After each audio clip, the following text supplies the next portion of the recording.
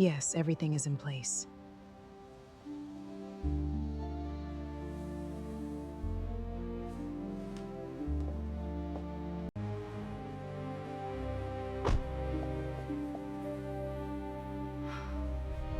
The car eased to a stop beneath the estate's stone archway, headlights sliding across wet marble, rain from earlier that afternoon still pooling in the seams between the paving stones.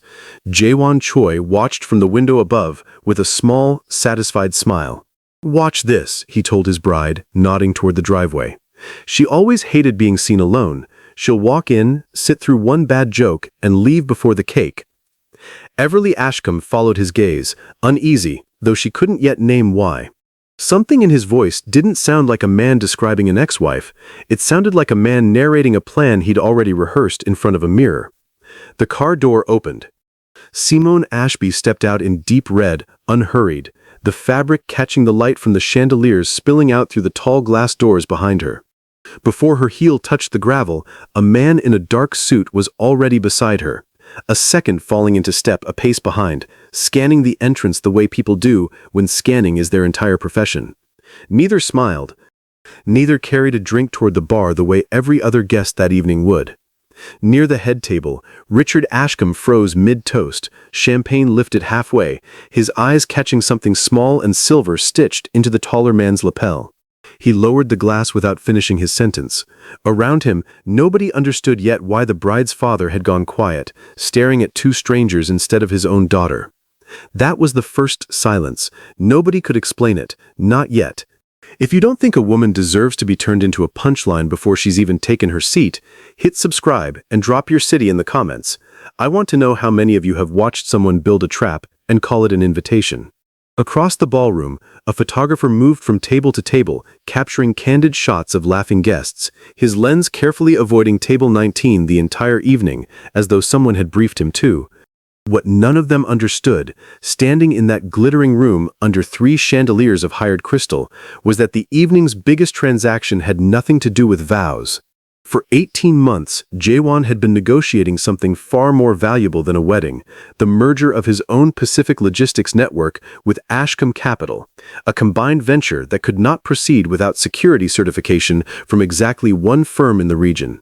Century Point Security held the only risk clearance the insurers would accept for an operation of that size, and without it, the entire expansion Richard had spent 2 years planning would stay exactly where it was, a folder of projections on a boardroom table. Jaewon had promised Richard, in a dozen quiet conversations over dinner and golf and late-night calls, that closing that certification was simply a matter of time, a formality he could handle personally once the wedding secured the family's trust in him. He had never told Richard whose signature sat at the bottom of that certification. He had never told himself either how much of his new life depended on a woman he'd spent the last 2 hours trying to make small. Simone knew. She'd known for 3 weeks, since the pending Ashcombe file had landed on her desk with Jaewon's name buried in the fine print of the ownership structure, a detail her own compliance team had flagged almost as an afterthought. She hadn't approved the certification, she hadn't declined it either.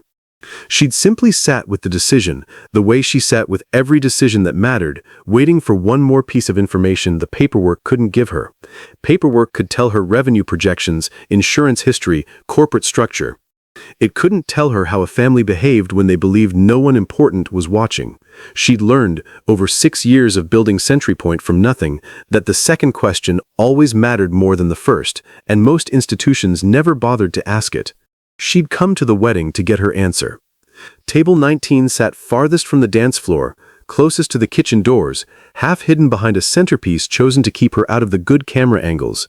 Simone took her seat without complaint, unpacking the evening the way she unpacked every site visit, watching, cataloging, saying almost nothing.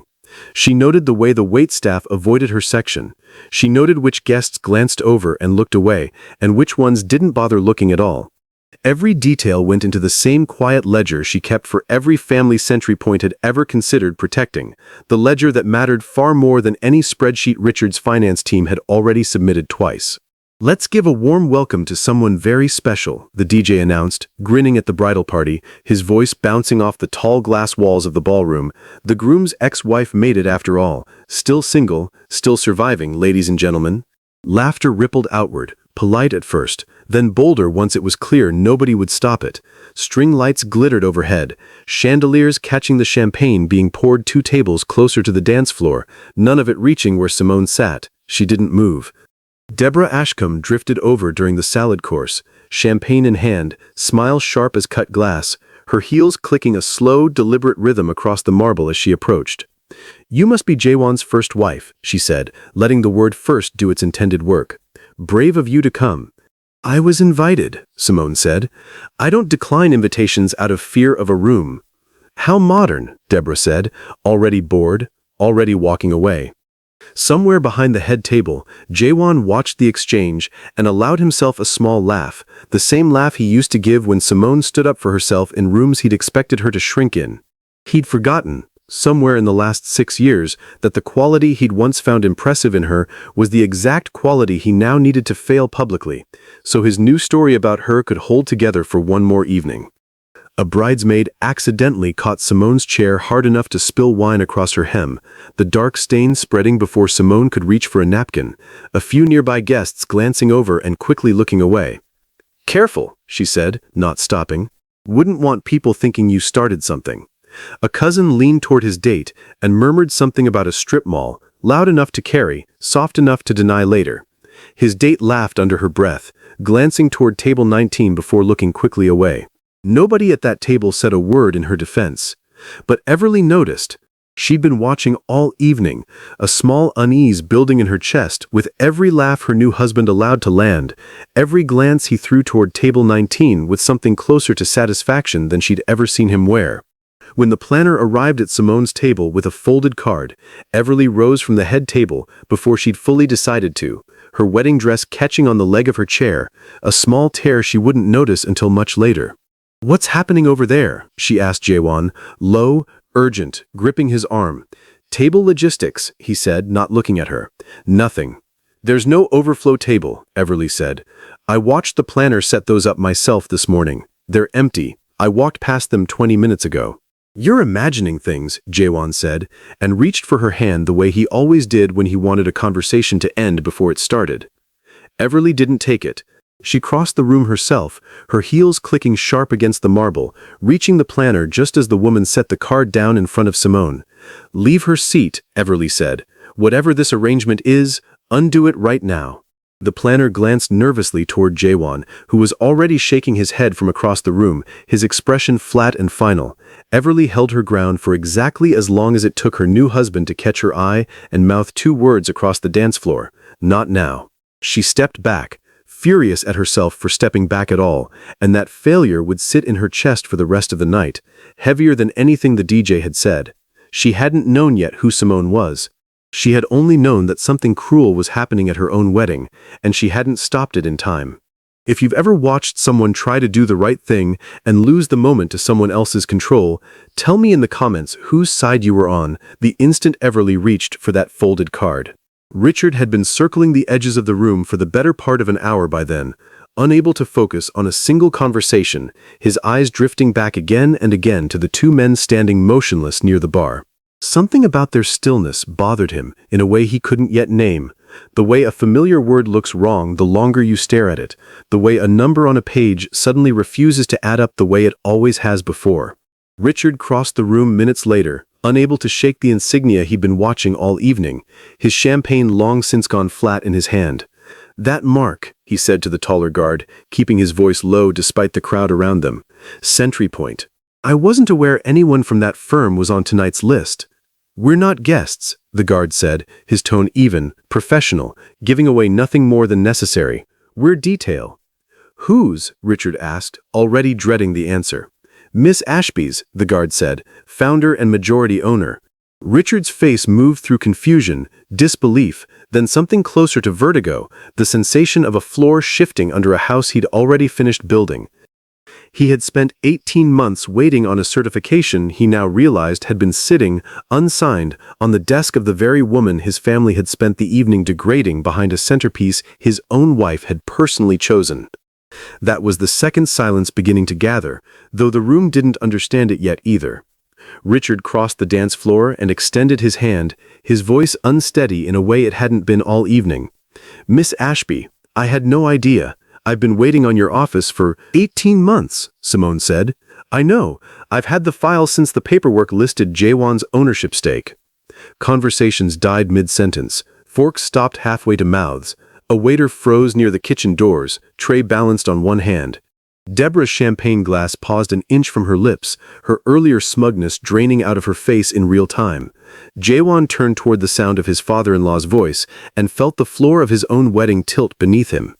Near the head table, an elderly relative leaned toward her husband and whispered, "Who is that woman?" loud enough for 3 others to turn and hear the answer. "Then the certification," Richard said. "Is it?" "I hadn't decided," Simone said, "until tonight." If this story is testing your patience the same way it tested Simone's, hit subscribe, because what happened in the next 5 minutes changed the entire shape of that wedding and everyone in it. Jaewon crossed the room fast, his jaw tight, his tuxedo jacket suddenly feeling too small for him. "This is being blown out of proportion," he said. "It's a wedding joke." She knew what kind of evening this was going to be. Everly, standing close enough to hear every word, felt something in her chest go still and cold, colder than anything the DJ's joke had made her feel 2 hours earlier. "Say that again," she said quietly.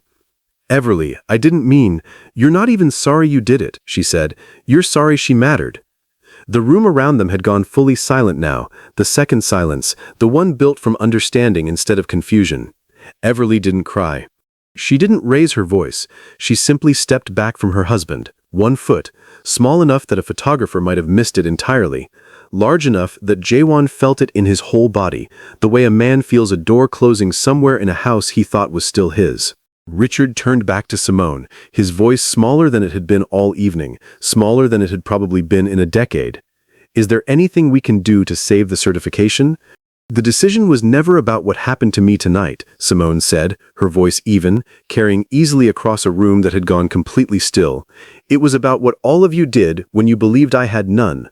Century Point won't be certifying the Ashcombe expansion, not as punishment, because a family willing to humiliate a guest they believed was powerless can't be trusted with confidential access, vulnerable clients, or the kind of authority your expansion requires. That isn't personal, that's the job." Nobody argued. Nobody could. Deborah opened her mouth once, then closed it again, finding nothing left worth saying, her jeweled hand tightening around a champagne glass she no longer seemed to remember was there. Somewhere near the cake table, the DJ, sensing without understanding that his earlier joke had aged badly in real time, quietly lowered the volume on the reception playlist, letting the silence do what music no longer could. Simone didn't gloat. She let Richard walk her toward the front out of habit more than ceremony, the guards falling into step behind her, visible now for exactly what they'd always been. "I came because you invited me," she told Jaewon, once he'd found her near the doors, his hand braced against the frame like he needed something solid to hold on to. "Everything else, you built yourself, one small cruelty at a time." "You should have told me," he said, quieter now than he'd been all night. "You never asked," Simone said. "In 6 years, you never once asked who I was becoming. That was your mistake, not mine." He had no answer. He stood in his tuxedo, in the room he'd spent a year designing to make himself look larger than the man she'd once known, the string lights above him suddenly looking cheap and rented rather than romantic, watching the 2 things he'd built his new life around, his wife's trust and his father-in-law's expansion, leave through the same set of doors within minutes of each other. Simone didn't stay for the cake. She thanked Richard for his hospitality, walked out into the cool night air past guests who'd gone quiet the moment she passed, and slid into the waiting car without ceremony, without looking back once at the lit windows behind her. One of the guards closed the door behind her, the same quiet, practiced motion he'd performed 100 times before. 3 weeks later, Simone walked into a private security summit at the same estate, the ballroom rearranged now for rows of industry chairs instead of round tables, the chandeliers dimmed to a working light instead of a celebration's glow, the same marble floor that had once carried her past centerpieces and cruel jokes, now empty except for name placards and briefing folders. She hadn't been announced. She didn't need to be. The room stood as she entered, every chair scraping back at once, a sound entirely different from the laughter that had once filled that same space. Jaewon sat near the back, present only because his division was under formal review, watching a version of respect he had spent an entire wedding trying to manufacture and had never once earned honestly. He didn't approach her. He didn't try. He simply watched the room rise for a woman he had once assumed would sit quietly wherever he decided to put her, and understood, perhaps for the first time, exactly how permanent that mistake had turned out to be. Everly found her afterward, near the same doors Simone had walked out of weeks earlier, the marble underfoot cold beneath the working lights. "I should have moved you back to that table myself," Everly said. "I knew something was wrong before I knew who you were. I let him talk me out of doing anything about it, and I've thought about that every day since, replaying the exact second I let go of his sleeve instead of pulling harder." "You tried," Simone said. "Most people in that room never did. That matters more than you think it does." Everly nodded, something settling in her posture that hadn't been there at the wedding, the beginning of a different kind of composure. She didn't ask about the certification, she didn't ask for anything at all. Simone didn't need her apology to feel whole. She had known exactly who she was long before anyone in that ballroom bothered to ask, built one contract and one sleepless night at a time from a folding table in a strip mall office nobody had ever photographed, and she would know it long after every guest at that wedding had stopped thinking about that night at all. Outside, the summit's valet stand glowed soft against the evening dark. The same spot where a different car had waited for her 3 weeks earlier, though nothing about the air tonight felt like an echo of that night at all. This time, no one walked her out. She didn't need an escort to know exactly where she stood in that building, or in the industry it represented. If this story reminded you that how someone treats you before they know your power is the only test that ever really mattered, hit subscribe right now. Tell me the exact moment you knew Jaewon had already lost everything that counted, and drop your city or country below so I know where the people who understand quiet judgment are watching from tonight.